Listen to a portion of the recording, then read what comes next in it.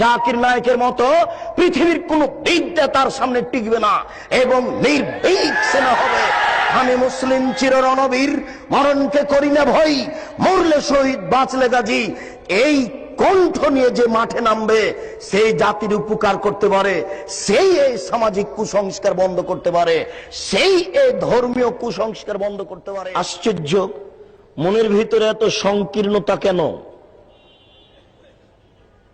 সারা পৃথিবীকে কি দিয়ে ঠেকাবেন?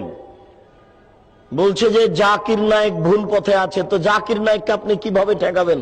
ও তো আকাশ দিয়ে চলছে, সারা পৃথিবীর বিদ্যানকে কাট করে দিয়েছে, ঠেকান দেখি। জাকির নায়েককে মানুষ যারা যারা কাফের বলছে, ঠিক তাদের কাফের বলা কথাটি আকাশের দিকে থুথু দেওয়া। আকাশের দিকে থুথু দিলে মুখের উপরেই পড়বে। অতএব জাকির নায়েককে কাফের বলে এসব মিডিয়া ঠেকানো যাবে না। তারা কত দিনের খিদমত করছে এটা তারা বুঝতে চায় না।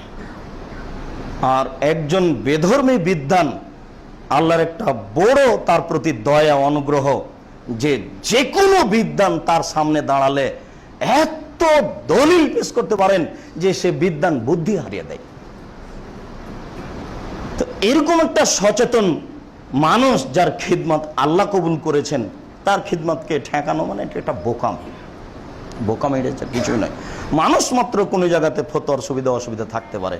আমরাও টাইকে পছন্দ করি না, উনি বলেন স্যাটেলাইটে আমি যাই, এটা আমি পছন্দ করি, এই জন্য যাই। এছাড়া তারা প্রায় সব কথাগুলি একবারে চূড়ান্ত সঠিক শরীয়তের সাথে মিল আছে। আপনারা এইটা মোল্লা কণ্ঠের একেবারে নির্ভীক সেনা, যার অন্তরে কোনো ভয় ভীতি থাকবে না, যার বিদ্যার সামনে পৃথিবীর কোনো বিদ্যা টিকবে না। জাকির নায়েকের মতো পৃথিবীর কোন বিদ্যা তার সামনে টিকবে না এবং নির্ভীক সেনা হবে। আমি মুসলিম চির রণবীর, মরণকে করি না ভয়, মরলে শহীদ বাঁচলে গাজী।